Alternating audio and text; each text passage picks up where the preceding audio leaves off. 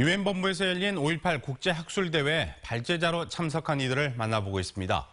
오늘은 테리 앤더슨 전 AP통신 특파원을 만나 5월 27일 전남도청 진압작전 순간과 언론의 역할에 대해서 이야기를 들어봤습니다. 안녕하십니까. 5.18 당시에 취재기자로 활동을 하셨는데요. 광주에 이 북한군이 침투했다거나 혹은 공산주의자들이 시위를 선동했다 이런 주장들이 있습니다. 당시 취재기자로서 이런 말들에 대해서 어떻게 생각을 하십니까? I think the government's contention that it was North Korean or communist inspired is nonsense. It was very clearly a outraged reaction by the people of Gwangju, all of them, to a vicious attack on students and others by the army and police. There was no planned uprising. It was simply a reaction to what was done to them.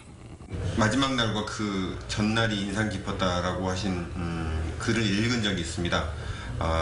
윤상원 대변인의 그 브리핑한 모습도 기억나신다고 얘기를 하셨었는데요. 어떤 기억이 있으신지 말씀 좀 해주십시오. On the day before the army attacked in the afternoon, he talked to reporters, foreign reporters, and was issuing press passes, just simple pieces of paper to the foreign reporters, perhaps a half a dozen or so, that were in Gwangju at the time. That was the last time I saw him alive. The army attacked that night, late that night. The next morning, early the next morning, I went into the provincial government headquarters and found him among the bodies there. He was lying in a stairwell. His body had been partially burned. There was a clip from a pistol lying next to his hand. 5.18 당시에 기자, 특히나 외신 기자들의 취재가 있어서 5.18이 그나마 5.18의 진실이 제대로 알려질 수 있었던 것 같습니다. 언론의 역할에 대해서 특별하게 좀 생각하셨을 것 같습니다. 어떻습니까? The Korean government colonel told me that final morning that 2 people had been killed. And I walked away from his jeep and walked into the gate of the provincial headquarters, and there were 17 bodies in the garden and more on the stairs. It removed any credibility that the government had. And I believe and hope that helped to bring the people of Korea to understand what they needed to do, and they did it. Governments always lie.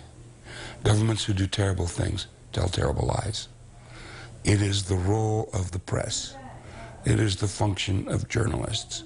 오늘날 대통령 탄핵과 그리고 정권 교체 그 바탕에 5.18 항쟁이 있었다라고 사람들이 얘기하고 있습니다.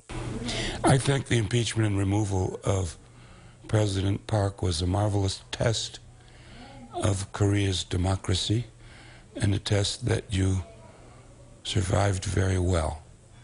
You took a corrupt president, followed the Constitution, removed her legally, and had another election. That's what democracies do. That's what free societies do. No guns involved, no army involved. I think it was marvelous.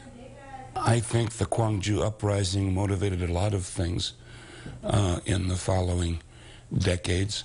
I think even though the uprising was crushed and people were killed and people went to prison, that you could look back on that period as a time when the people, for at least a period, successfully defied the government.